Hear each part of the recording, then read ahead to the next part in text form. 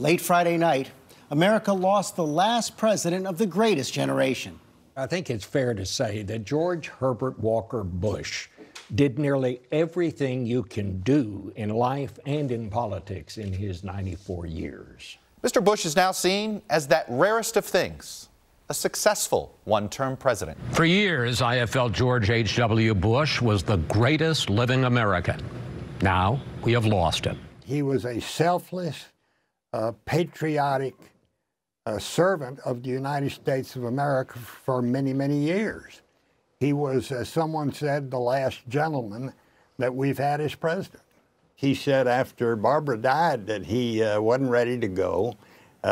He used to kid about wanting to live to be 100. But that last day was really a very, very gentle and peaceful passing for him. And the last words the 41st President of the United States ever said were to the 43rd President when he said, I love you, because 43 had called in to tell his father goodbye and tell him how much he loved him. He never forgot who he was. He never let it all go to his head.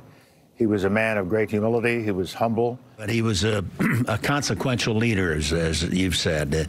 His knowledge of foreign leaders, people he'd worked with over the years, his understanding of the military, his willingness to support the military. Let me join all the Americans who are expressing such gratitude for President Bush and his life and his great example.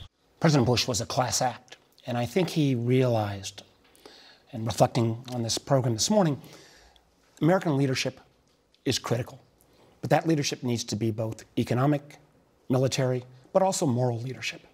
And I think President Bush, to think about the transition from the end of the Cold War, as Vice President Cheney was mentioning, or his ability to deal with the aftermath of the Tiananmen Square massacre in China, or the situation with Kuwait, he always knew that America was stronger with alliances, and the rest of the world looked to that American leadership in all of those realms, as I mentioned, militarily, economically, but also morally.